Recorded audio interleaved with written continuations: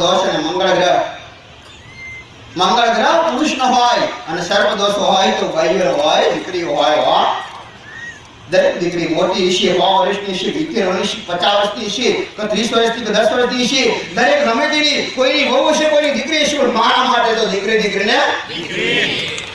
આવી દીકરીઓ ઘણી દીકરી બેઠી હોય ને સર્પદોષ હોય ને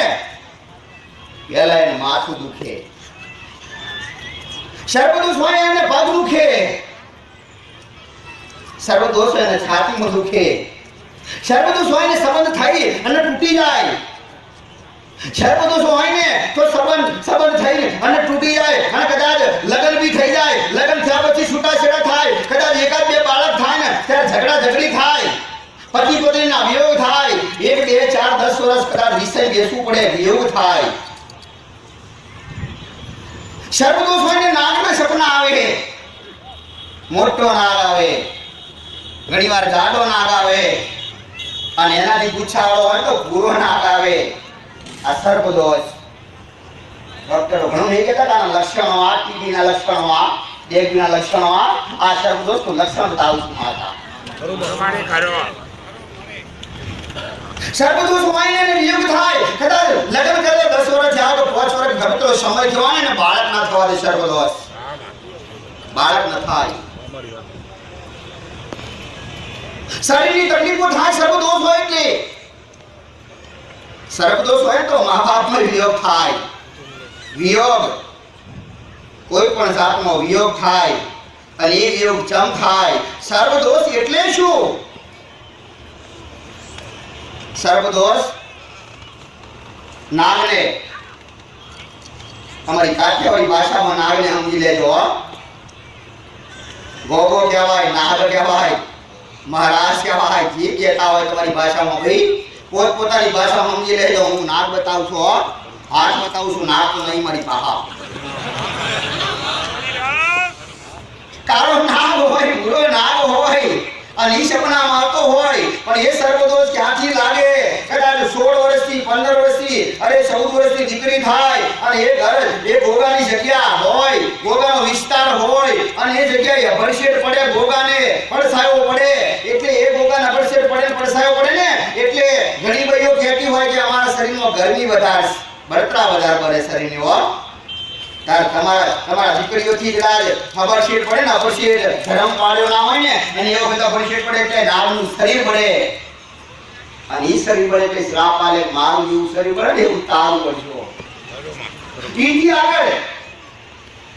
એ ગોગાની જગ્યા હોય અને ગોગાના જગ્યામાં અભરશેડ પડતી ના હોય ધર્મ પડતો ના હોય એટલે એ ગોગા અભરશેડ પડશે પડસાયો પડે ને એટલે પાછો નાગ નાગની એનો સંસાર હોય ભાઈ મારા રોમને મારા ભગવાને પશુ પક્ષી જીવ જંતુનો દરેકના જોડકા મેળ્યા એનું જોડકું નાગ નાગની જ્યારે નાગને પડછાયો પડે ને એટલે નાગની જોડે જાય ને એટલે નાગની અભરશેડ પડી ના હોય એટલે નાગની જે છે છેટો રહેજો કારણ કે તું અપડે ગયેલો તને પડછાયો પડેલો તમને બધાને ખબર હશે તો પહેલાના માણસો હતા ને જ્યાં અશુદ્ધ જાતિને અડી ના આવે ને એટલે એના ઘરમાં છોટ લેતા કાઠિયાવાડી વધારે ખબર હશે છોટ લે પાણીની છોટ લે ઉનાવણી નાખે તારે ઘરમાં દાખલ થવા દે એવી જ રીતે એને અભરશેડ પડી હોય નાગને એટલે એ નાગની એનાથી છેટી રે નાગને ગુચ્છો એનાથી વધારે આવે જે નાગને ખબર પડે કે નાગની મારાથી છેટી કેમ જઈ કેમ કે હું અભરશેડ વાળો છું મને પડસાયો પડ્યો એટલે એ ખબર એને વિચાર થાય કોના કારણે આ બનાવ બન્યો કોના કારણે મારે છેટું રહેવું પડ્યું મારી પત્નીથી નાગનીથી એટલે એ વધારે શ્રાપ આવશે જેવો મારી પત્ની મારી નાગનીથી મારો વિયોગ થયો એવો તારો વિયોગ થકી પતિ પત્નીનો વિયોગ આ શ્રાપ લાગ્યો અને એ નાગને શ્રાપ આવ્યો હોય કે મારો વિયોગ થયો એવો તારો થાય એના બાળ બચ્ચા છેટા થયા હોય નાગ હોય અને નાગને સંસાર હોય એમાં બાળ બચ્ચા કદાચ છેટા થયા હોય ને તો ઈ શ્રાપ લાગે કે મારા બાળકોથી છૂટા થયા ને અને મારા બાળકથી વિયોગ થયો ને એવો તારા બાળકનો વિયોગ થાય એટલે આવો શ્રાપ નાગનો હોય આમ નામ સર્પદોષ કહેવાય નાગની જગ્યા કઈ એ મને ખબર નહીં નાગ કઈ જગ્યાએ હતો સિટી વાળું કઈ ખબર નથી, પોતાના મકાન બનાવ્યા હોય એ ખબર નહીં, તૈયાર લીધા હોય કાથી ખબર હોય, પણ કદાચ વગડે જૂના વગડે જાવ્યો ને અને કદાચ પડતર જગ્યા પડી હોય ને જૂની જગ્યા ઈ જોતા આવજો કે રાફડા કેવા હોય નાગના. કોઈ જગા એવી બાકી નથી કે રાફડા નતા, અને એ રાફડા આજની તારીખમાં ઘણી જગ્યાએ મોજૂદ છે ભાઈ. રાફડો એટલે ઘર કહેવાય. રાફડો બીજું નામ દર. જેવું માણસનું ઘર હોય એવી રીતે રાફડાનું એક ગોગો હોય, અને એ ગોગાને એને રહેવા માટે એને ઘરની જરૂર પડે, જેમ દરની જરૂર પડે, અને એને કદાચ તમે એ કદાચ ઘર બનાવતા હોય ને તો 6 મહિના આરામથી લાગતા હોય ઘર બનાવતે હો. કારણ એને એનું દર બનાવ્યો હોય ને, એનો રાફડો બનાવ્યો હોય ને, એને કેટલો સમય લાગ્યો હશે, કેટલી માટી કાઢી હશે, ત્યાર મોટો ઢગલો થયો હોય બહાર, અને એ કદાચ ઘર તોડી નાખો તમે હો. તમારે કદાચ ઘર ખાલી કરી અને ભાડે રહેવા જવાનું થાય ને બીજે તો કેટલા આગા પાછા થઈ જશો,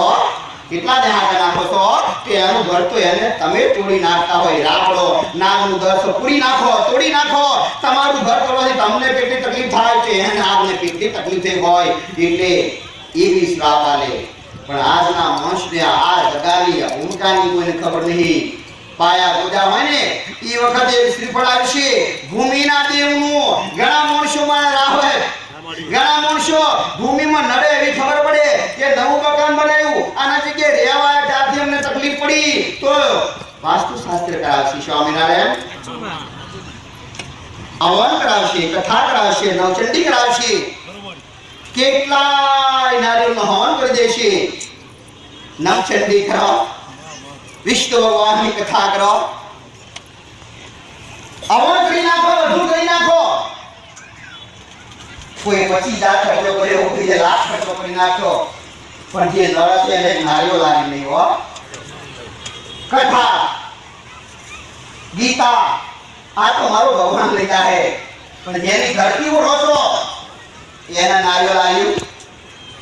કથા કરવાની જરૂર નથી, ભજન કરવાની જરૂર નથી. ભૂમિ ઉપર ભૂમિ પવિત્ર કરી હોય ને તો ખાલી એક નાગને તમે જેની જગ્યા પર રહો છો એ નાગને ખાલી નારીઓની હોફળીની થાળી આપજો. હવન કથા કરવાની જરૂર નથી. નડતું હોય તો તમારે હવન કથા ભજન કરવાનું શોખથી કરજો, પણ આ દુઃખ મટાડવા માટે અને એને શાંત કરવા માટે ખાલી નારીઓની હોફળી કાપી હો. ખાલી ટ્રાય કરવા વાળા કરજો. કદાચ કોઈ એવું લાગે ને કે આ ઘરમાં અમે રહેવા ત્યાંથી અમને તકલીફ, વાસ્તુ શાસ્ત્ર કરાયું, ભજન કરાયા, કથા કરાઈ, તે છતાં અમને તકલીફ મટી નહીં તો ખાલી શ્રીફળના નારીઓ લાવજો. કદાચ તો મટી ના જાય તો મારી પહાડું મેળવી આવું શું કરાવો.